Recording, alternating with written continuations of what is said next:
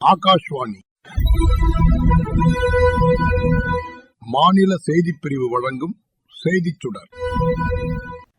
வணக்கம் நேயர்களே. இன்றைய செய்திச் சுடர் நிகழ்ச்சியில் மகளிர் நலனுக்காக மத்திய அரசு செயல்படுத்தி வரும் திட்டங்கள் குறித்த தன்னுடைய பார்வையை நம்முடன் பகிர்ந்து கொள்கிறார் மூத்த பத்திரிகையாளர் திரு வெங்கடேஷ். வணக்கம் சார். வணக்கம் மேடம். மகளிர் தினம் நேற்று கொண்டாடப்பட்ட நிலையில மகளிர் நலனுக்காக பல்வேறு திட்டங்கள் செயல்படுத்தப்பட்டு வரதா மத்திய அரசு சொல்லியிருக்காங்க சார். பெண் குழந்தைகள்ல இருந்து பெரியவங்க வரைக்கும் பாத்தீங்கன்னா மகளிர் நலனுக்காக நிறைய திட்டங்களை நிறைவேற்றிட்டு வராங்க மத்திய அரசு. இதுல நீங்க கூர்ந்து கவனிக்கப்பட்ட திட்டங்கள் அப்படின்னு எதெல்லாம் சொல்லுவீங்க சார்? கடந்த 11 ஆண்டுகள் நரேந்திர மோடி அவர்களுடைய ஆட்சிக்கு வந்த பிற்பாடு நாம் பெண்களுடைய நலனை எப்படி அணுகுகிறோம், எப்படி பார்க்கிறோம், எப்படி அதை நடைமுறைப்படுத்துகிறோம் என்பதில் ஒரு கணிசமான பெரிய மாற்றம் ஒன்று நடந்திருக்குது. நீங்கள் ஆரம்பிக்கும்போது ஒரு வார்த்தை சொன்னீங்க, பெண்களுக்கான நலத்திட்டங்கள். ட்ரெடிஷ்னலாகவே நாம் சுதந்திரம் பெற்ற காலகட்டத்திலேருந்து பெண்களுடைய முன்னேற்றம், அதாவது அவர்களை மேம்படுத்துவது, இந்த மாதிரி நிறைய சொற்களை நாம் பயன்படுத்தி கொண்டே வந்திருக்கோம். என்ன நடந்திருக்குன்னா, இத்தனை ஆண்டுகளாக அவருடைய கல்வி, வேலைவாய்ப்பு, முன்னேற்றம், சமூகத்தில் அவர்களுக்கு சமத்துவமான உரிமைகள், இந்த மாதிரி அம்சங்கள் எல்லாவற்றிலும் பல்வேறு அரசாங்கங்கள் அதற்கு கவனம் செலுத்தி வந்தது. அதில் ஒரு பெரிய முன்னேற்றங்களை நம்ம காலகாலமாக நம்ம பார்த்துருக்கோம். பெண்கள் படித்து விட்டு நீங்கள் அரசு பணிக்கு வந்தவங்களானாலும் சரி, தனியார் பணிகளுக்கு வந்தவங்களாலும், உயர் பணிகளுக்கு வந்தவங்களாக இருந்தாலும் சரி, அப்போது அந்த மாதிரியான ஒரு முயற்சி பல ஆண்டுகளாக நடைபெற்று வந்தது. இந்த 11 ஆண்டுகளில் நாம் பார்க்க வேண்டிய மிக முக்கியமான ஒரு திருப்பு முனை என்ன அப்படின்னா, இது விமன் லெட் எம்பவர்மெண்ட். அவர்கள் ஒரு சலுகையை பெறக்கூடிய இடத்தில் இன்று இல்லை. அவர்கள் இன்றைக்கு முன்னிலை வகிக்கிறார்கள், அவர்கள் முன்னே நடைபோடுகிறார்கள். இன்றைக்கு வளர்ச்சியினுடைய நாயகர்களாக பெண்கள் இருக்கிறார்கள். பெண்களால் வழிநடத்தப்படக்கூடிய ஒரு அரசாங்கம், பெண்களால் வழிநடத்தப்படக்கூடிய திட்டங்கள், பெண்களால் வழிநடத்தப்படக்கூடிய பல்வேறு முன்னேற்ற செயல்கள் அப்படிங்கிற ஒரு திட்டம். அதாவது அடிப்படையில் சொன்னோம் women let development, women let empowerment. இதனால் வரைக்கும் அவர்களை அரசாங்கமோ ஆண்களோ ஏதோ ஒருத்தர் அவர்கள் ஏதோ இன்னும் சிரமப்பட்டு கொண்டிருக்கிறார்கள், அவர்கள் இன்னும் பழைய கஷ்டத்தில் தான் இருக்கிறார்கள் அப்படிங்கிற ஒரு தோற்றம் இருந்ததில்ல. அந்த தோற்றத்தை முழுமையாக இந்த 11 ஆண்டுகளில் அரசு முழுமையாக மாற்றியமைத்து அவர்களுடைய வாயிலாக நடைபெறக்கூடிய முன்னேற்றம், அவர்கள் தான் லீட் பண்றாங்க. என்ன விதமான சப்போர்ட் சிஸ்டத்தை உருவாக்கணும், என்ன விதமான திட்டங்களை உருவாக்கணும், என்ன விதமான நிதி உதவிகளை செஞ்சு வரணும், என்ன விதமான அவர்களுடைய ஒரு பங்களிப்புக்கு நாம கூடுதலான ஒரு வாய்ப்புகளை உருவாக்கி தர வேண்டும். அப்போ நீங்க இந்த பெர்ஸ்பெக்டிவே மாறுது. அதாவது நான் கை தூக்கி விட்டேன், அது இல்லை இனிமே அரசு, நான் அவர்களை முன்னிலைப்படுத்துகிறேன். அவர்கள்தான் அங்கே ஒரு அணியினுடைய தலைவர்களாக நிற்கிறார்கள். அந்த அணியினுடைய தலைவர்களாக நிற்பதற்கு நான் என்ன விதமான பங்களிப்புகளை செய்ய வேண்டும், என்ன விதமான ஆதரவை தர வேண்டும், என்ன விதமான நிதியுதவியை தர வேண்டும். இதுதான் 11 ஆண்டுகளில் நம்ம பார்த்த மிகப்பெரிய ஷிஃப்ட். இனிமே கொண்டு பெண்கள் ஒரு அணியில் இருப்பவர்கள் அல்ல, அணியின் தலைமையாக இருப்பவர்கள் என்ற சூழ்நிலை ஏற்பட்டிருக்கிறது. இப்போது நடைமுறையில் இருக்கக்கூடிய ஏராளமான திட்டங்கள் அத்தனையும் இந்த பின்னணியிலிருந்து தான் நாம் புரிந்து கொள்ள வேண்டும். மகளிரை முன்னிறுத்தக்கூடிய வகையில தான் நம்ம நாட்டோட வளர்ச்சி போயிட்டு இருக்கு அப்படின்றத சொன்னீங்க. இப்போ அவங்களுடைய நலனுக்காக அப்படின்றத காட்டிலும் அவங்களுடைய வளர்ச்சிக்காக, அவங்களுடைய அதிகாரம் அளித்தலுக்காக அப்படின்னு கூட சொல்லலாம்னு நினைக்கிறேன். அதுக்காக நிறைய திட்டங்களை செயல்படுத்திட்டு வராங்க அரசு. அப்போ ஒவ்வொரு துறை வாரியா பார்க்கும்போது நம்ம நாட்டோட உயிர் நாடின்னு சொல்லக்கூடிய விவசாயத்திலே எடுத்துக்கோமே, நிறைய திட்டங்களை அரசு செயல்படுத்திட்டு வராங்க. என்ன மாதிரியான திட்டங்கள் அரசு செயல்படுத்திட்டு வராங்க, அது மகளிருக்கு எந்த அளவுக்கு பயனுள்ளதா இருக்கு சார்? லக்பதி தீதி அப்படின்னு ஒரு திட்டம் இருக்கு. அதாவது என்னன்னா, ₹1,00,000 சம்பாதிக்கக்கூடிய பெண்கள். இப்போ இது என்ன விஷயத்தை சொல்லுதுன்னு நம்ம புரிஞ்சுப்போம். ட்ரெடிஷ்னலாக ஆண்கள் சம்பாதிப்பார்கள், பெண்கள் குடும்பத்தை பார்த்துக் கொள்வார்கள், இப்படிப்பட்ட ஒரு சிந்தனை இருந்தது இல்லையா? இதுலேருந்து மாறி இப்போ செல்ஃப் ஹெல்ப் குரூப்ஸ் உருவாக ஆரம்பிக்குது. அவர்களே தொழில் முனைவர்களாக மாறுகிறார்கள், பல்வேறு திட்டங்களில் ஈடுபடுகிறார்கள், வருமானத்தை ஈட்டுகிறார்கள். அப்போ இந்த திட்டத்தில் என்ன பண்ணுறாங்கன்னா, குறைந்தபட்சம் நம்ம லட்சாதிபதி சகோதரிகளை நாம் உருவாக்க வேண்டும். இன்னைக்கு பார்த்தீங்கன்னா 3 கோடி பேருக்கு நம்ம ஒரு இலக்கு வைத்திருக்கிறோம். ஏற்கனவே 1.25 கோடி பெண்கள் இந்த திட்டத்தின் வாயிலாக இன்னைக்கு பயன்பெற்றிருக்கிறார். அவர்களுடைய பல்வேறு செயல்பாடுகளின் மூலமாக, பணிகளின் மூலமாக, தொழிலின் மூலமாக அவர்கள் இன்னைக்கு ₹1,00,000 கண்டிப்பாக ஒரு வருடத்துக்கு சம்பாதிக்கிறார்கள் என்பது.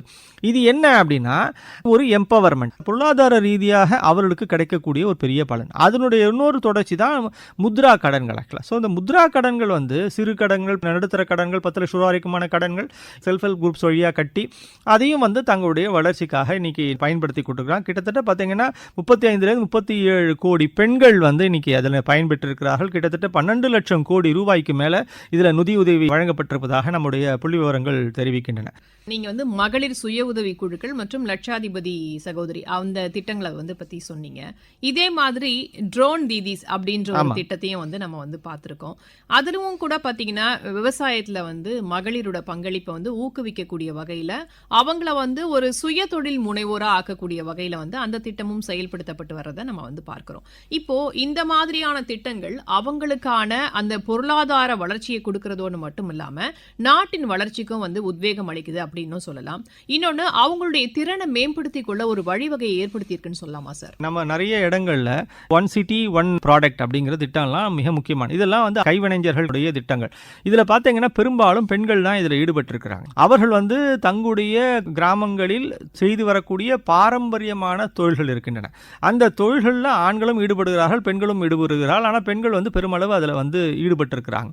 அதெல்லாம் பார்த்தீங்கன்னா கைவினைப் பொருட்கள், கலைப்பொருட்களாக இருக்கின்றன. இந்த பொருட்களுக்கான ஒரு சந்தையை உருவாக்க வேண்டும், அதற்கான பயிற்சி மையங்களை உருவாக்க வேண்டும், நாளைய தலைமுறையில் அதை விரும்பி கற்கக்கூடிய ஒரு பெண்களையும் இளைஞர்களையும் உருவாக்க வேண்டும், அதற்கான ஒரு வாய்ப்பை உருவாக்க வேண்டும். அந்த பக்கத்திலையும் வந்து அரசாங்கம் முதலீடு செய்கிறது. நீங்கள் அதை கொண்டு வந்து விற்பனை செய்வதற்கான, சந்தைப்படுத்துவதற்கான வாய்ப்புகளையும் உருவாக்கி தருகிறது. தேசிய அளவிலையும் சரி, சர்வதேச அளவிலையும் இதற்கான ஒரு எக்ஸ்போஸ் எல்லாம் பார்த்தீங்கன்னா நடந்து கொண்டிருக்கின்றன. அப்போ அதிலெல்லாம் ப்ராடக்ட்ஸை கொண்டு போய் அவங்க விற்பனை செய்கிறாங்க. அந்த பெண்களுடைய முன்னேற்றத்திற்கு எப்படி வந்து இந்த மாதிரியான ஒரு பயிற்சி, தொழில் முனைவு, அதன் மூலமாக சந்தை வாய்ப்பு, இதையெல்லாம் உருவாக்கி தருவதன் வாயிலாக சுயமாக தங்களுடைய காலிலேயே நிற்கக்கூடிய அளவுக்கு பெண்களை தயார்படுத்துவது, பெண்களுக்கான ஒரு உத்வேகம் அளிப்பது என்பதைத்தான் அரசாங்கம் செய்து கொண்டிருப்பதாக நான் பார்க்கிறேன். கடந்த மாதம் வெளியிடப்பட்ட பட்ஜெட்ல கூட வந்து பாத்தீங்கன்னா ஷீ மார்ட் பத்தி நிதியமைச்சர் வந்து அறிவிச்சிருந்தாங்க. அதுவும் கூட பாத்தீங்கன்னா இந்த மகளிர் தொழில் முனைவோரை ஊக்குவிக்கக்கூடிய வகையில அவங்களுக்கான சிறப்பான சந்தை வாய்ப்புகளை ஏற்படுத்தக்கூடிய வகையில ஒரு சிறந்த முன்னெடுப்பு அப்படின்னு கூட சொல்லலாம். கண்டிப்பா. அதே மாதிரி பாத்தீங்கன்னா இப்போ ட்ரோன் பயன்பாட்டை பத்தி நம்ம பேசியிருந்தோம் இல்லையா சார்? இந்த ட்ரோன்கள் பயன்பாடு அப்படின்னும் போது ட்ரோன் சார்ந்த ஒரு வளர்ச்சியும் ஏற்படுதுன்னு சொல்லலாம்.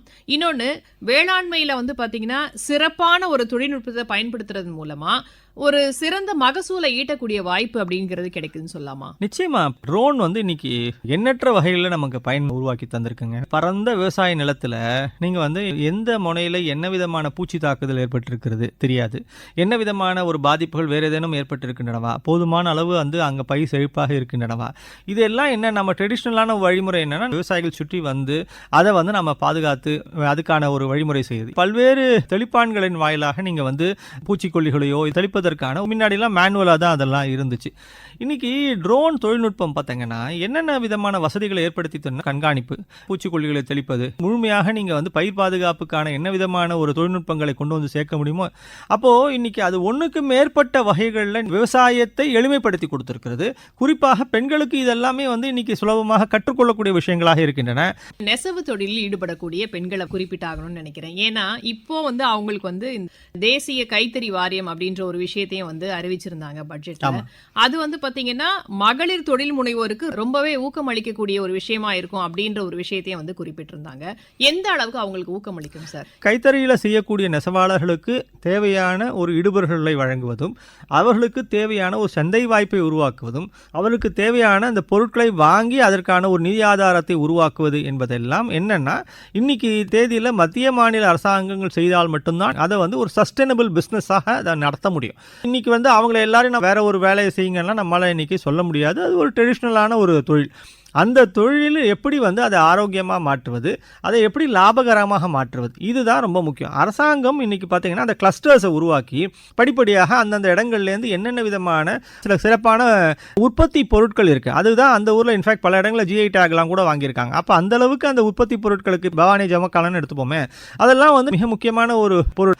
அப்போ அது வந்து வெளிநாட்டு சந்தை வாய்ப்பு அதுக்கு இருக்கிறது, உள்நாட்டிலே அதுக்கு பெரிய தேவை இருக்கிறது. அப்போ அது ஒரு கிளஸ்டர் பிஸ்னஸாக இருக்குது. கிளஸ்டராக நடந்தும் போது அந்த இடத்துல நீங்கள் தேவைப்படக்கூடிய ஒரு உதவிகளை செய்யும் போது, அது நிதியானாலும் சரி, பயிற்சியானாலும் சரி, சந்தை வாய்ப்பானாலும் சரி, எப்படியெல்லாம் அதை வந்து நீங்கள் மேம்படுத்த முடியுமோ அதை செய்வது தான் அரசாங்கத்தினுடைய ஒரு முயற்சியாக இருந்திருக்கிறது. அதன் வாயிலாக அங்கே இருக்கக்கூடிய பெண்களும் அதனுடைய முழு பயனை அவர்கள் அடைகிறார்கள் என்பதுதான் நம்ம புரிந்து கொள்ள வேண்டும்.